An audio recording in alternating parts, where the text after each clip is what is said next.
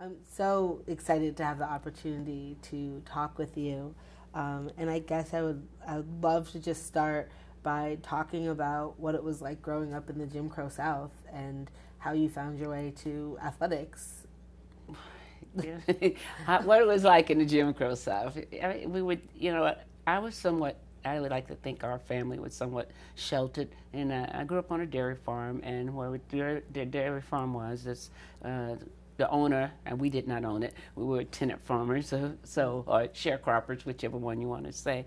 But he owned the farm, and he had 5 boys and 2 girls, and so I got to play with boys all the time, and it was a white neighborhood in which I lived in, and we were the closest black family that was near, maybe a mile or so away, but they never came to play with us. So we played with the white kids that were in our neighborhood, and it was definitely the white boys because we were not allowed to play with the white girls. So I learned, as my brother said, we taught her everything she knows, and maybe they did. They taught me some good lessons, and I played football, I played basketball, I played baseball, you name it, and it's all because there was nothing else for me to do. And that whole thing, girls shouldn't do these things, and girls shouldn't play with boys. My father didn't hear of that. My father said, look, let her play. She's just as good as you, if not better, and which was a good thing. And I always tried to be better because I knew in order to be picked for the team, I had to be really good. And we would go, when we would play, and families would come into the community, and they knew nothing of me. They would go, oh, we don't want a girl on our team. And my brothers would go, oh, well, we'll have to take her. She's our baby sister. We have to do these things. But once we start playing in whatever sport it might be, they realize, oh, we have made a big mistake. So that's how I got chosen all the time. And the next time I would be the firstborn chosen. My brother, no, you can't have her. She's our sister. So that's where we were there and kind of isolated, and everybody knew us and we knew them. And only time it was not that way was like if a new family moved in and they didn't know anything and they come to play, and so there was never any name calling. But when the new families come in, they would always don't want to play with us because of our color and saying bad words and calling us out our names. And my dad had always told us, there's no way you're going to let anyone call you out your name. They can't do that. You don't play with them. You have nothing to do with them. You don't associate. And my brothers, we learned, the family that always would do it, we taught them a good lesson, I think, because one day they came and they were calling us names. So my brother drew a line in the sand and say, okay, that's your property. This is our property. You step across this line and you call us names, then you're going to have to suffer the consequences.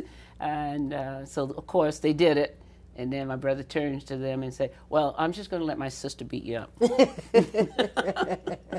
So that happened. I did. But I'm like, and that we never had any problems from then on. And I think if we lived in a city, what Griffin is very small and very rural. So if we had lived in what they call the city of Griffin, we may have had a lot more problems, because when I talked to friends that lived in the city as I got older, they were telling me things that were going on in Griffin that I knew nothing about. So for me, I had a lovely childhood. I had a carefree, somewhat childhood, a childhood believing that I could do whatever I wanted to do and being encouraged by my family. Yeah. Now, were there detractors from you wanting to play sports as a girl?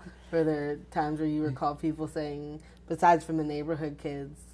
Yeah, well, I had great aunts that didn't care too much for me running track or anything like that. But, it's like when I was playing, like when I was in high school and all that, and running and playing, but in junior high, it was more like, oh, the girls need to do something. So they had basketball and they had track for us, and that was it. And you could be a cheerleader, and then I was not. But so I did that. So that was kind of accepted. The girls could do that, but in that acceptance of it, it was more like, oh, just let them go out and play, not so much go out and be real good or be very good, right? Or don't go out and sweat now, exactly. Kind of thing. But yes, so it was that kind of thing. And then my great aunts, I remember my first summer going to Tennessee State under Coach Temple that summer, and I come back and they're looking at me, and I had on some shorts, and they said, they call me sister. Come here, sister, come here. And they start poking on my leg. What are these things? What's this? I said, those are muscles. What muscles, girl? I said, all girls have muscles. No, you're not supposed to. You shouldn't have muscles. Oh, man is never going to want you. I'm like, I'm not interested in a man. Then the next thing was, you're never going to have babies. I'm definitely not interested in having a baby. So, so you had that, and you had, those are just my great aunts. But there are a lot of people in the town that felt that women should not be doing that. But of course, I was a little headstrong and believing what my father said and my mom, that, I could do anything. I could be okay. It's okay. And if they were okay with it, I was okay with it. You mentioned going up to Nashville for the summer camp, and it reminded me of Willie White saying that track was her flight to freedom out of Money, Mississippi.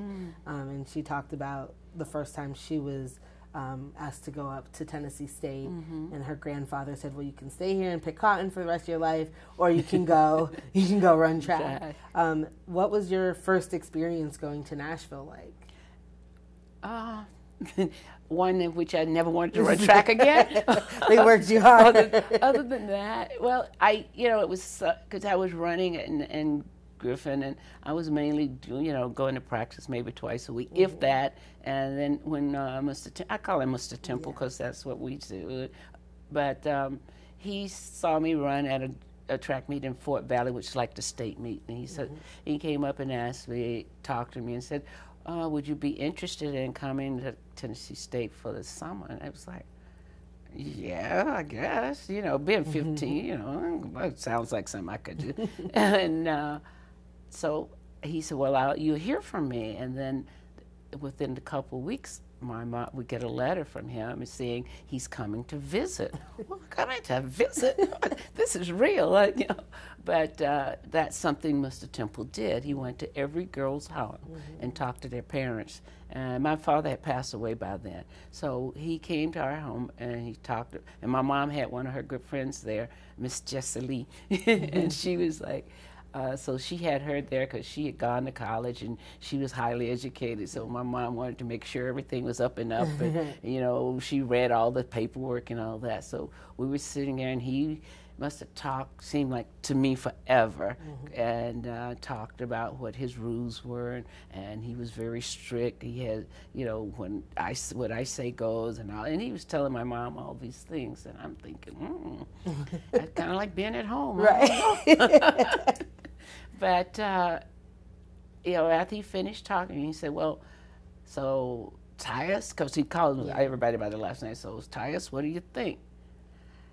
I said, I think I want to go. And then my mom said, are you sure?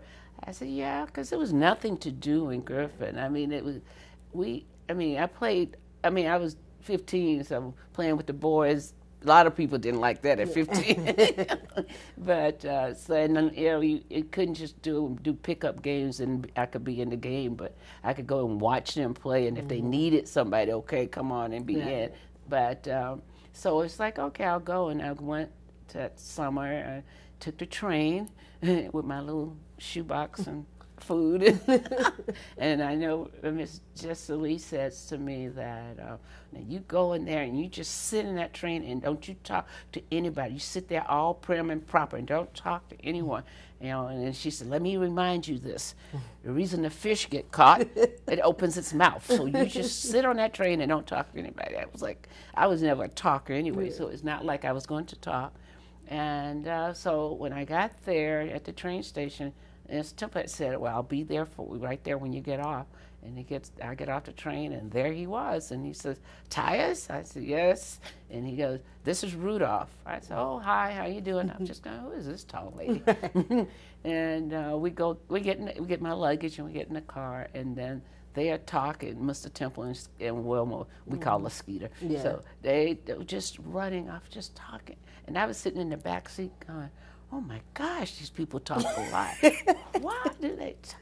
I mean, it was like, and every now and then they were looking at, are you okay? Yeah, I'm thinking, what have I got myself into if people talk like this? And we get to the dormitory where we stayed on campus, and there are a lot of other girls there. He had about 20 girls there, and we all lived on the same floor. And then he had the new girls that came, the younger girls, on one end of the dorm, and had the ones that were in college. They were on the other end of the dorm, and they were the ones that was making sure everything goes right. And he said, well, now when you go up there, because I got there in the evening, he said, when you go, you get you a good night's sleep because you have to be at practice at 5 o'clock in the morning. I'm like, 5 o'clock in the morning? And, you know, it was no big deal because I was always an early riser being on a dairy farm. And so he was like, yeah, so you guys get you a good sleep. And I get, you know, while we was sitting around talking, everybody was talking about who Wilma was. I didn't know who she was. I didn't know who she was. And I didn't know she had gone to the Olympics. I knew nothing about the Olympics. That was not in my psyche. And I was because I was just laying on the top bunk, like, just listening, because I had never been exposed to anything like that. And then, you know, and it was just exciting, the mere fact to do that. And also to be around other young girls my age that were enjoying running and getting support, you know, and to know that not only were they getting support, you come to this college and you have these women there that are getting the education. They are getting a college education, and they were talking about all the places they travel and what they wanted to be when they, you know, once they get out of school. And unlike people always ask me when I was young, what are you going to be when you grow up? I guess a teacher or a nurse, because that was pretty much the only thing for black women to be a part of, you know, if you're going to go on and do something else. And these women weren't talking like that. And it was like, that's exciting. And then, you know, the practices started, and we practiced at 5 in the morning, at 9 in the morning, and at 1 in the afternoon. And that was just brutal. It was awful. And that's how he lost a lot of his girls, because his rule was, you know, only the pure in heart would survive. And that's how that went. And a lot of girls just call home and say, could I come home? After about a week and a half, I called home, and my mom said, well, you know, you wanted to go. And if I tell you this, you can't come home. That's the first thing. You have to finish the summer out. You never have to go back. And it was like, oh no. And I'm like, but you know, I'm not a whiner. I'm not a crybaby. Come on, you know. Nope, you finish the summer. And that was the best thing that could have happened to me. I finished the summer and couldn't wait to get back.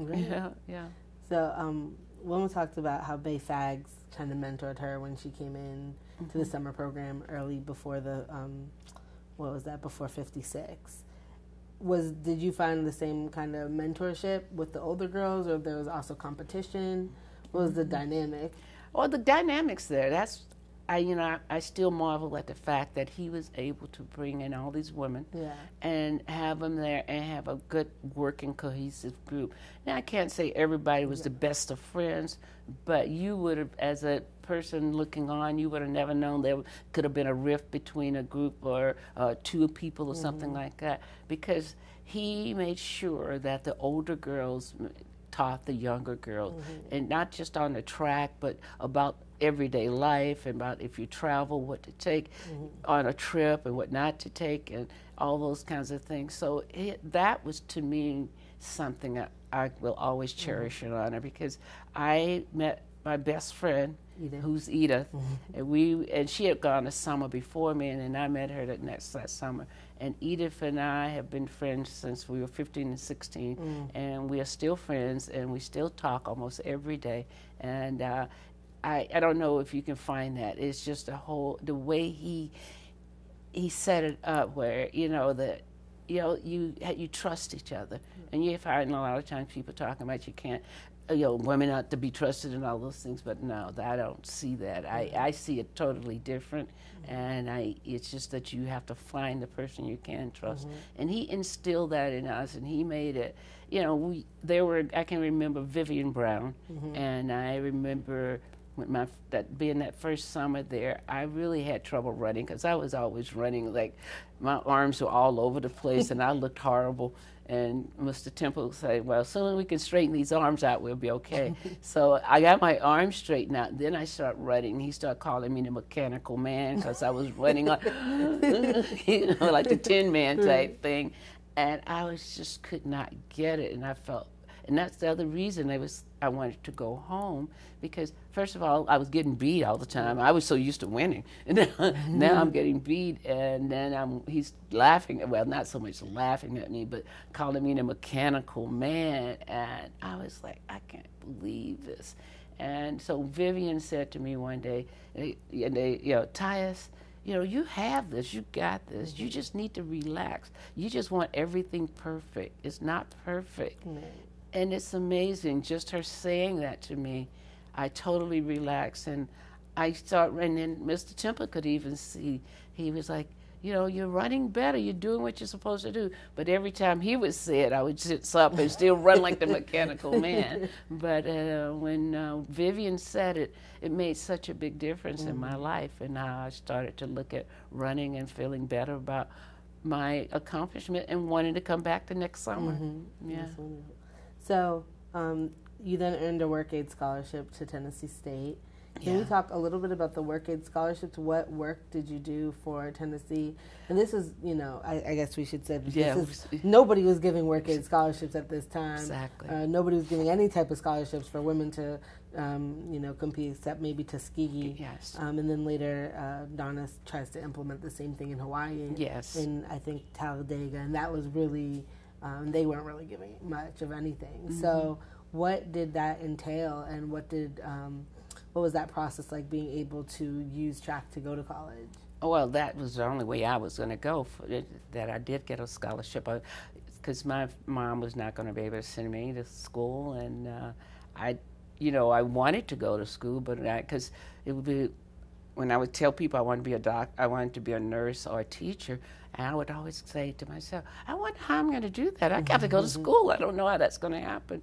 But the fact that Mr. Temple said that I could get a scholarship, and that work aid scholarship, basically it was my savior to go into college. And what it was, that you had to work 2 hours out of the day, and what he tried to do was set it up so that whoever you work for were people on campus, and that they weren't totally outrageous demanding, because of course you have that happening on campus.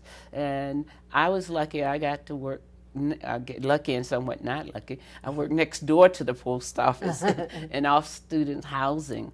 So, but the person that was in charge of that, she was so nice, and she, I still see her now when I go back to Nashville, and but she was very nice, and I would work my 2 hours, and she would let me have it. Some people, you have to come when they say. For me, it was more like, if you work in the mornings, you can work in the afternoon, or you can work 2 hours straight, and like I guess in the fall of the year, you're a lot more busier than you are the other times. So that's what I did, trying to make sure they get their ID cards, make sure they get this and all those kinds of things. And so that was the work aid scholarship. Also, part of that, we got $10 a month for laundry fee. Because you can't be paid, right? Amateurism. The amateur, you cannot. You just got to love that. Right. So we got $10 a month, and also, but if you were overweight, you didn't get your $10. Mr. Temple would take your money, and but he would save it for you. But but he was like, oh. But I never had that problem. And my problem was that I was always too small, and he was always complaining that I didn't eat enough. So, but if you were overweight, he would give you $5 at least. But he would say, "No, you got to push away from that table. You got to push away from the table." But that's pretty much always our scholarship, and we got to go to classes. Our class fees and stuff were paid for. So well, sometimes when we get there, it was like, no, your fees haven't been paid, but we aren't working. No, that's not working. It's not here. It's like, but it eventually worked. Yeah. Right. Was there jockeying for better? Were there better jobs? The job I had, it couldn't have been, but my job was a really good job. Yeah. But I think there were a couple of people on the team that had some worked that were not kind, and they really had to work hard. And we were always upset because we would always go to work, and football players never had to go to work on their foot, and we had to show up.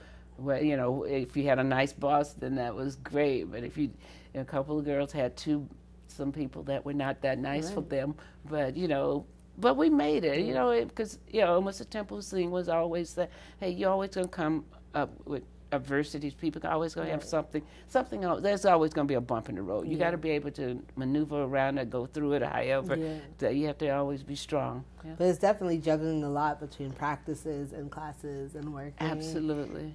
So I want to kind of talk about travel a little bit. So there was a lot of travel that you did as a Tiger Belle.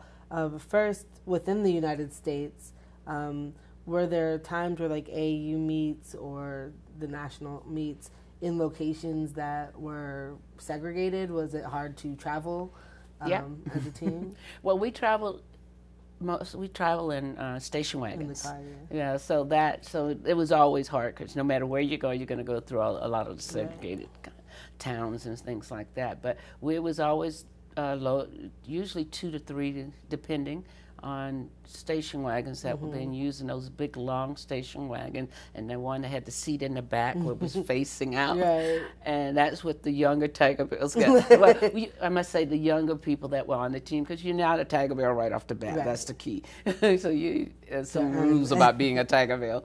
So so there were a lot of times we went through towns where we should not stop, did not stop, kept going, and because Mr. Temple had been around and knowing all these things, he knew when to drive in the mornings, and at night we would get to a place where we know we could go into a hotel and we could sleep there.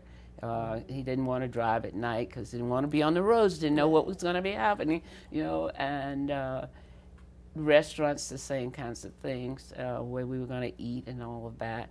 I can remember one time we would go, I don't know if it was Texas, I can't remember where we were, and we were at this restaurant, and one of the people that was with Mr. Temple, assistant coach and helping him, we were all sitting there, and he kept saying, I don't know about this restaurant, I don't know about what's going on in here. And so we were all like, oh, okay, Mr. Temple, just calm down. That's okay. As long as they bring our food and we can get our food and we can get on out of here. And we're just going to eat and do good quickly. And as he was sitting there talking, he's like taking the salt and pepper and mixing it all together in a napkin. So he says, I'm doing this so, if something happens, I'll throw this in their eyes and you guys just run on out of here. So they always had a plan, a backup, because you just never know. I mean, that's just how it was, and not so much you accepted, but you knew that if you are in a situation, you need to have another plan, right. And that those kinds of things you just don't teach that. Those things you learn, and we learn it not only just from them, but also the girls, like the Tiger Bells that were before me, the ones in the 50s and the early 60s, like in 1960. When they would travel, it was a lot worse for them because you have to stop for a bathroom. They had to go running to the fields, right. And I learned very early, never. Okay, I could wait 10 hours if I have to. I'm not running up. Well, I grew up on a dairy farm, so I was used to the fields. I was done with fields. So, the first Olympics you went to were in Tokyo. Yes. What was your experience like going there? Was that your first time abroad, or did you do a Pan Am game before that? No, that was my second. I had gone to Russia before, right. I think. Yeah, for one of the dual meets. Yeah, dual meets. That's it. Yes. So Tokyo was something. I mean, I was just happy to be. I mean, I was 19 years old, and I was like a little kid in a candy store type thing. And Mr. Temple had done such a great job on telling me, you know, you're young. We don't expect nothing from you. That, you know, you made the team. Sometimes people try all their lives. They never make a team. You did it your first time out. We're just happy that you've done that. And that's all I expect from you. I said, okay, Mr. Temple. And we go to Tokyo, and we're, you know, every day with the practice, I felt like I was getting better each day. And at the after working as far as the 100 and circle starts and all those things, we had to work on the relay. Okay. And he couldn't decide, Mr. Temple couldn't decide on how he wanted to run the relay. It was so used to, I was always passing to Edith. Right. And he didn't want that because he felt like we needed, in case we didn't get out front, if I ran second leg, I could really bring us to, you know, whatever. And I was like, okay. And he just didn't know who he was going to have to run the first leg. And then he knew he was going to have me run his second leg. And then he didn't know who he was going to have to run the third leg. So I was always running. I was accepting the baton from the group person for the first leg. Then I had to run to the person the third leg. And he would make me run that whole straightaway. And I was like, all the time, I was just so angry. But never said anything. Okay, just doing it. And I was just, and each day, and I kept feeling, okay, I am getting really strong. I felt very good. And I was carefree. And Edith, on the other hand, everybody's picking her to be another Wilma Rudolph to win 3 gold medals. And so she really had the pressure on her. And I was just, okay, I'll do it, whatever, okay, Mr. Temple. And when it came time for the trial, you know, for the different heats of the 100, I won every heat. And I know the first one, he says, well, Tyus, you look good.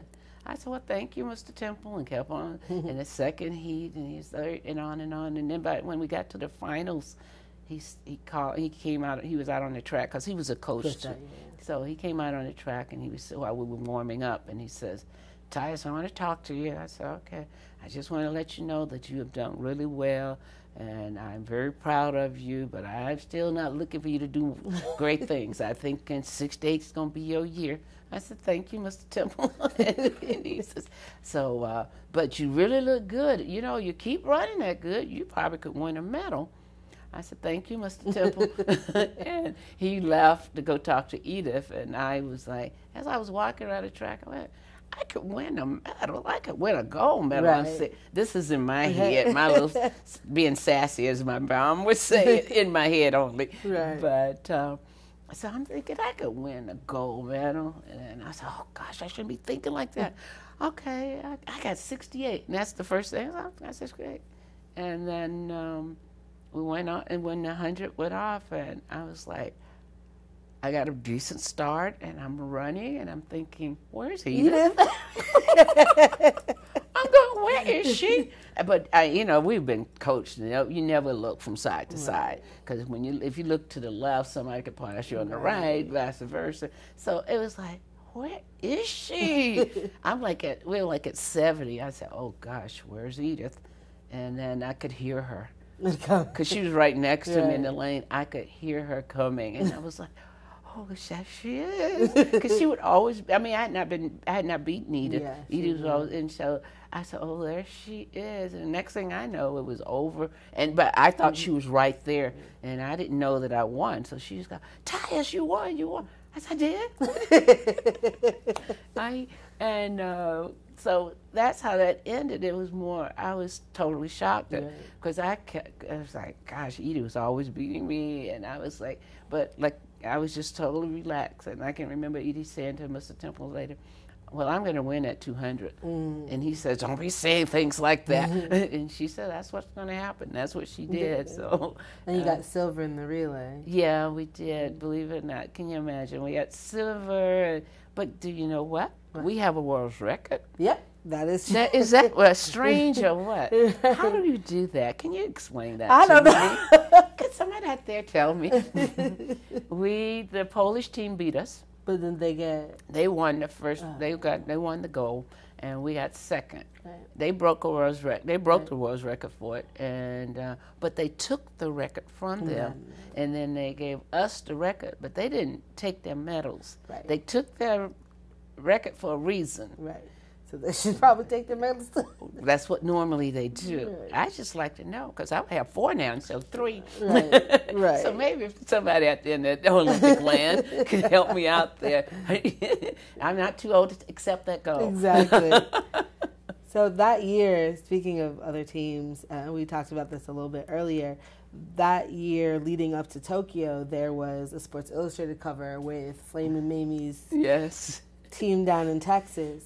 What was it like to know that Tennessee State was so dominant and to know that you guys kept going to the Olympics and fielding a lot of the girls on the team, and then have the cover of Sports Illustrated be given to a coach and a team that couldn't, hold a flame to you guys on the track?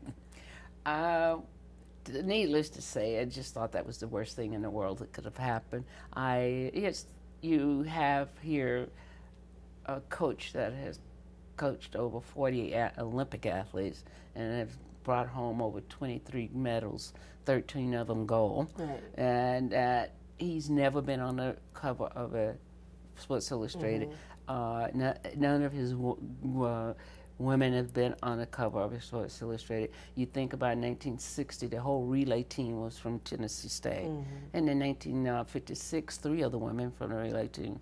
And then, and then you go on and on and on. And here it is, they choose to put what's what they call? I don't even can't remember their names. The Bouffant girls on there, who has never, as far as I know, broke a tape when we was in there, or when other people when they were racing against people. And it just shows you how racist it was then. And not only that, it shows that one thing Mr. Temple always prepared us for is that no matter how well you do and how good you do, you're not going to be appreciated here in America. So some people will, but some people will not. And that's not what you're out there for. You're out there because you enjoy what you're doing. You're making a better life for yourself and all. And, that's how he always talked us through it. And he made sure that we understood that. He always said, you could go to Europe and people appreciate you more, and you come back here and they're not going to appreciate you. And he said, if you lived in another country, you will have the world, and people will appreciate you more. And but that's okay. You have to learn you have to appreciate yourself, know that you're valued, and what you have done is something that's good, not only for you, but it's also good for the country, whether they ever say it or not. Right. And so that's so when Sports Illustrated did that, it was kind of like, well, what can you? And then you would think, even now, because I speak on it all the time, you would think it's been 50 years since Mexico City. Maybe they should do something for Tiger Bills. Right, exactly.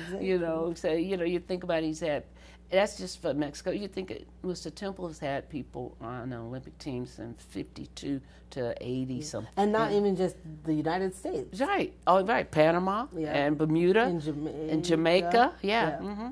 So in '66, you and Edith and Coach went to Eastern Africa as part of the Goodwill Tours. What was that experience like? Oh, that was so great. I mean, we had never, Mr. Temple kept saying, I don't know what we're going to be doing over there.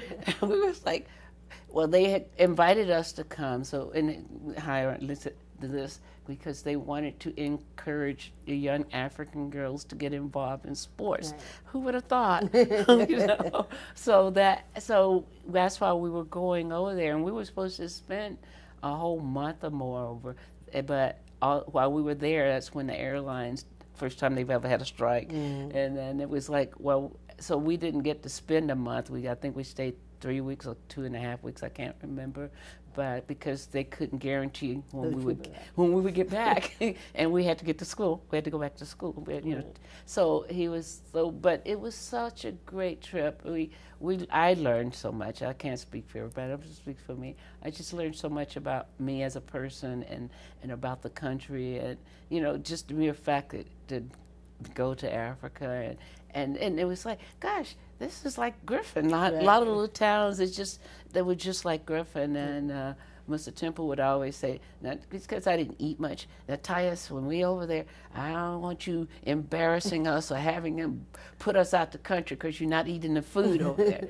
I said, Mr. Temple, there will be something I can eat. And like one time we were out and putting on a clinic, and after the clinic, we went to a village, and while we were there, it started to pour rain. So we went into the huts, and when you go into the huts, well, the people there, they feed you. They give you stuff. And now Mr. Temple says, you better eat. you better eat something.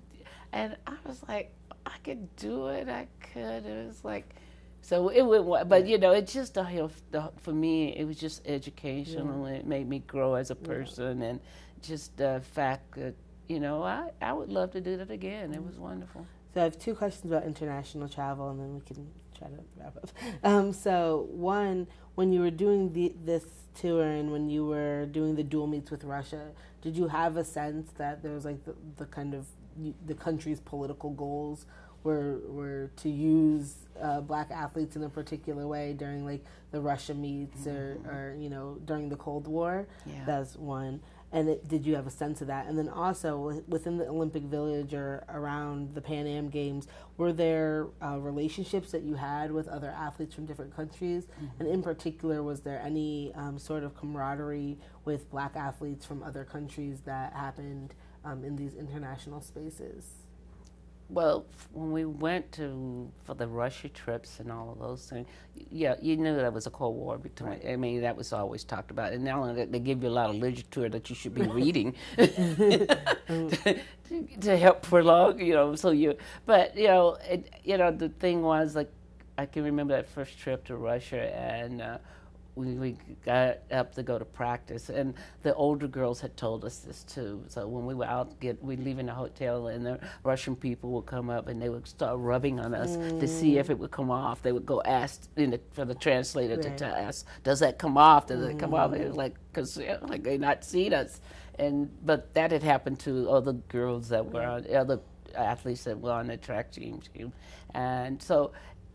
For me, the trip to Russia was like, I was just so amazed at the fact that a lot of the heavy work that was being done over there, like on the roads and things like that, it was done by women. Yeah.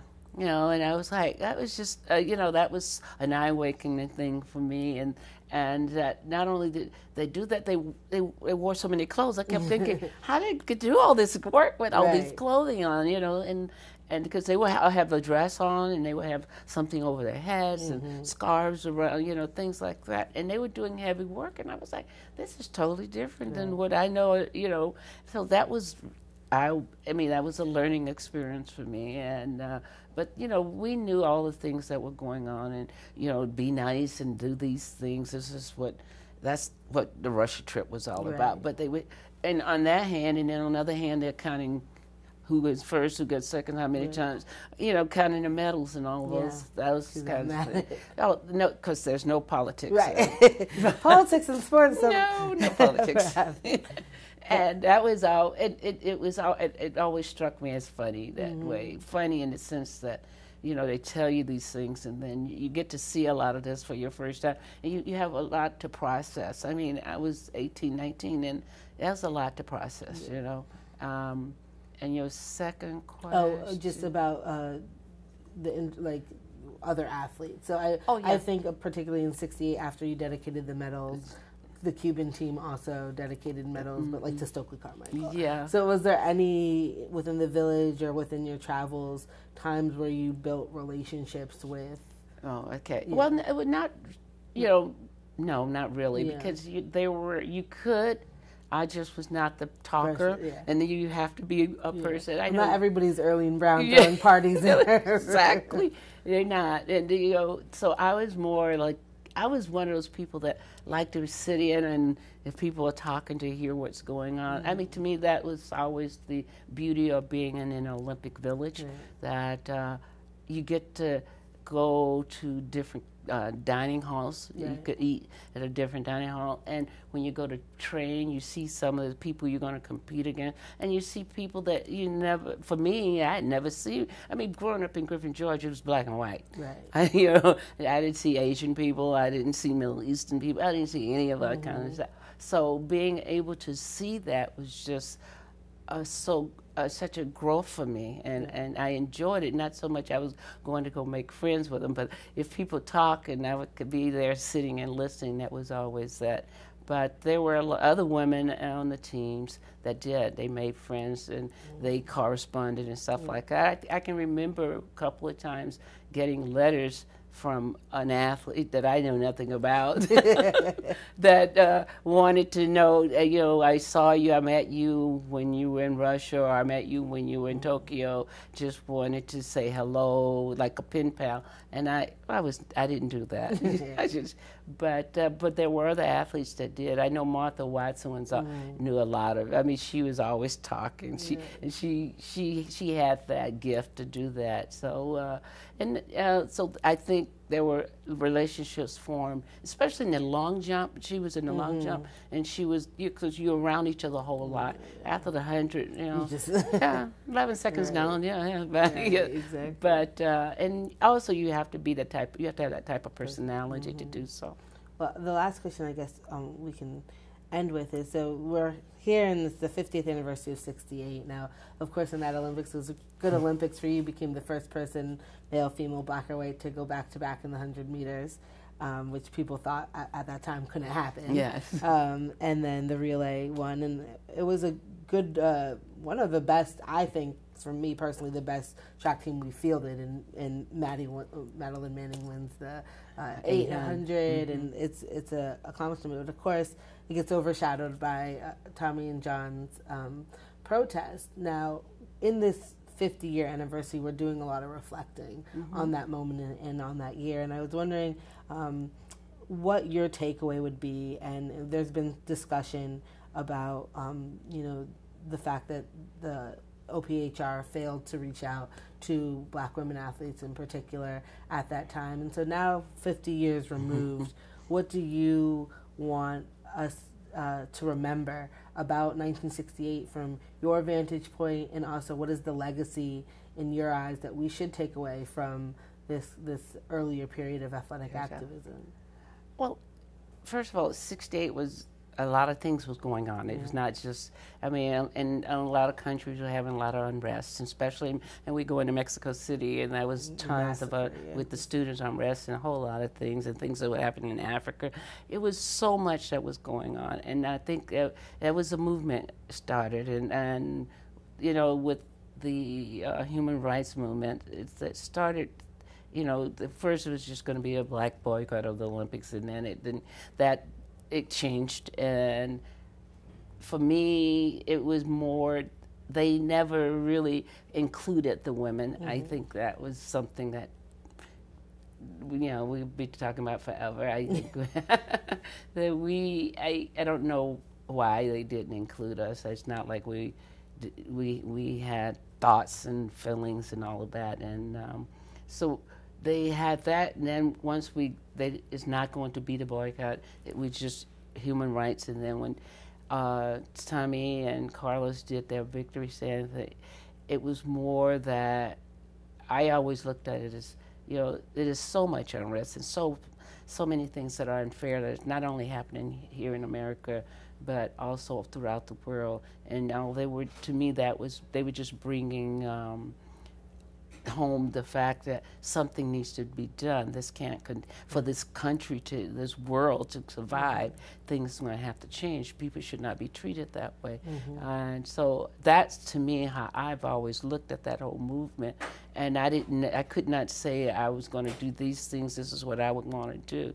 And once Smith and Carlos did what they did on the victory stand, I don't think anybody else that had go to that victory stand could do anything, because it spoke volumes for everything, and not just for the Olympics, but for the world, because we're still talking about it. Right. And it made a big change, not only in just athletics, but the world itself, and how people started treating people and looking at people. And this is what you have to do. This is where it has to start somewhere.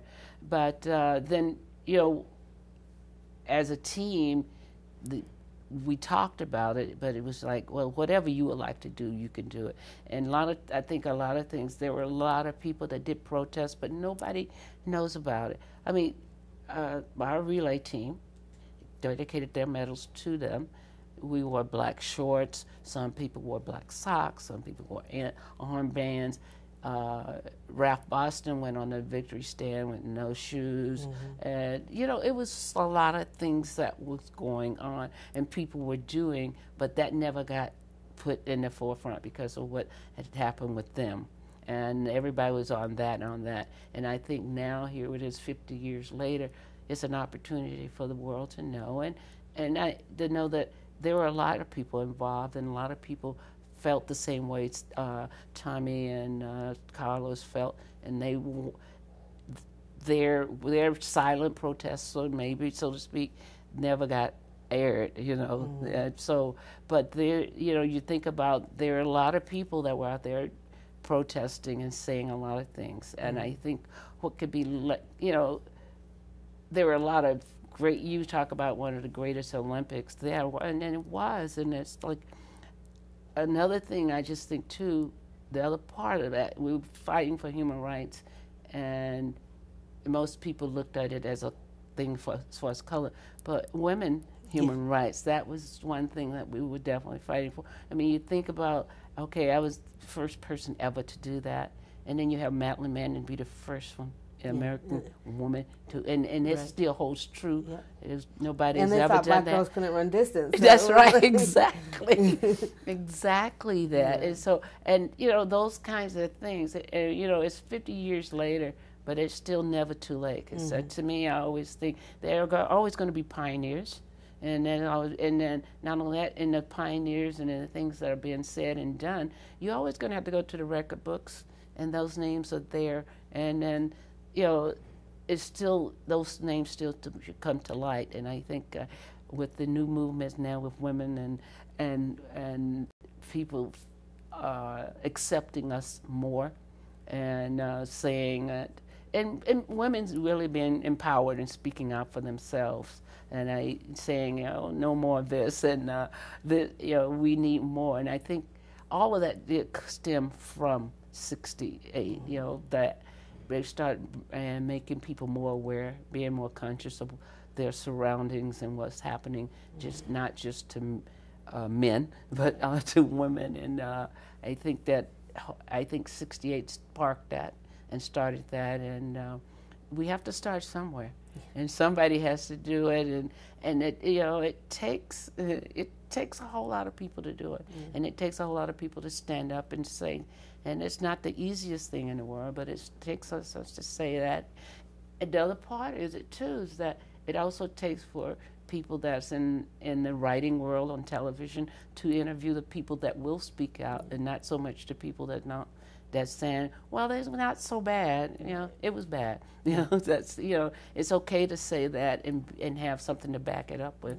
And we all know, we can look at the world today and see that we still need change, and it's always going to be. And I think as you see the whole thing's going on with the whole Black Lives Matter and all of that, and you see what has happened with the students down in Florida and social media. I mean, it's just going to grow, and things, and people say, oh, it's getting out of hand.